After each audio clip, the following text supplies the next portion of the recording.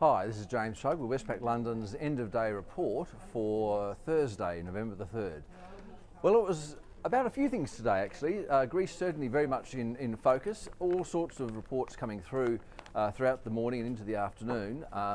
Papandreou, the Prime Minister of Greece, he's gone. He was going to resign. He's lost the support of his party. Ultimately though, it seems what's happened, and this is after EU leaders, including Merkel and Sarkozy, openly talking about Greece having to decide whether or not it really wanted to continue to participate in the euro. It seems that the referendum idea has now been dropped. Papandreou is still Prime Minister of Greece. He's speaking to Parliament as I'm speaking to you, but he's still got the confidence vote tomorrow. But it does seem that there's now a much better chance that Greece will in fact accept the bailout and the austerity measures that go with it that was agreed last week. I'm not providing any cast iron guarantees on that one, but certainly with the referendum scrapped, it has meant that markets feel a little bit more relaxed about the position of Greece within the euro. The other big news in Europe was that, in line with Westpac's forecast, we saw the European Central Bank cut interest rates by 0.25% today to 1.25%. The new ECB President, Mario Draghi, said that downside risks to growth were materialising, and he said there would likely be a mild recession in Europe.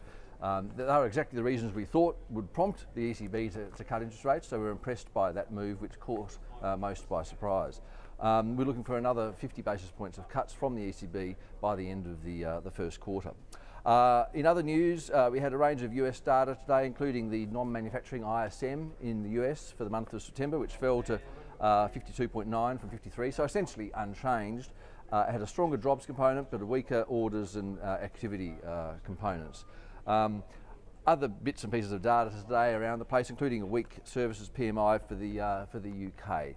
But I won't run through all the detail there. If you want to see the detail, read the note that comes with this video. So moving on to markets, really. What we've got today is in Europe a 1.2% gain on the London market. The French market's up 2.5%, and the German market's up 2.7%. The ECB rate cut and the scrapping of the referendum being the big positives there. In the US, the Dow is currently trading up about 1% at 11,945. On commodity markets, we've got some positives there for gold up 1.7% and crude oil up 1.4%.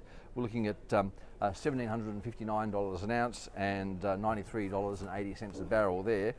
Copper down 0.75% today though. Looking to tomorrow, it's the Reserve Bank of Australia's monetary policy statement, where they'll explain in more detail their forecast, which we think will include a 2.5% forecast for inflation over the next few years. And we've also got the monthly jobs report out of the US, where we're looking for a 65,000 increase in non-farm payrolls. The Aussie dollar, just before I go, it's at 1.035 at the moment, pretty much where it started the London day, although, pretty much where it was about midnight last night actually, just look at this chart here, but it's traded a 2.5 cent range, down to as low as 1.02 and up as high as 1.045. But as I say, it's at 1.035 at the moment. All right, that's it for today. Back tomorrow with full details of what's happening in Europe and the US jobs report. Bye for now.